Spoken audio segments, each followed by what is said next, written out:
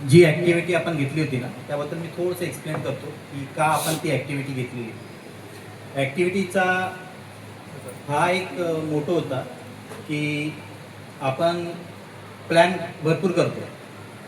बरेचशे लोकांनी सांगितलं मला ॲस्ट्रोनॉट बनायचं आहे, कोणाला इंजिनियर बनायचं आहे, तर तो पाथ आपल्याला माहीत आहे का?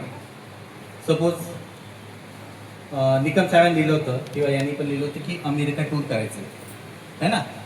तर जर सपोज सर तुम्हाला जर अमेरिका टूर करायचं असेल तर तुम्ही काय करणार?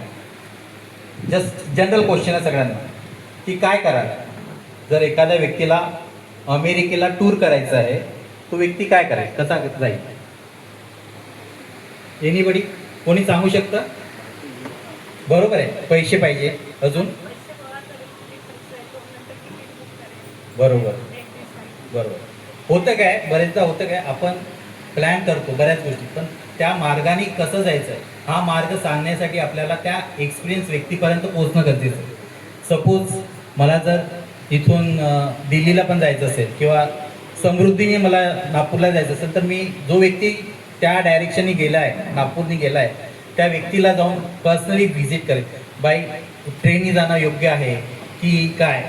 म्हणण्याचा हेतू हाच होता की पोरांना बनायचं भरपूर काही आहे, पण त्यांना मार्गदर्शन देणारा, रस्ता दाखवणारा जो एखादा एक्सपिरियन्स व्यक्ती असेल त्या व्यक्तीशी भेटून त्यांनी तो पर्टिक्युलर मार्ग जर घेतला तर त्याचं डेस्टिनेशन जे आहे ते लवकर पूर्ण होईल, त्याला योग्य तो मार्ग कळेल.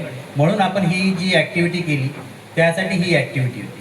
तर सांगण्याचा उद्देश तोच होता, जर एखाद्या डेस्टिनेशनला पोहोचायचं असेल तर आपल्याला त्या डेस्टिनेशनचा पाथ बनवणं महत्त्वाचं आहे. अदरवाईज तो वेगळ्या वेगळ्या डायरेक्शनने जाणार तर तो डेस्टिनेशनला जो गॅप होईल तो वाढत जाणार. म्हणून पर्टिक्युलर जर एखाद्या व्यक्तीला जर एखादी गोष्ट अचीव करायची असेल तर त्या व्यक्तीने पर्टिक्युलर एखाद्या एक्सपिरियन्स व्यक्तीशी कॉन्टॅक्ट करून तो मार्ग त्यांनी निवडावा.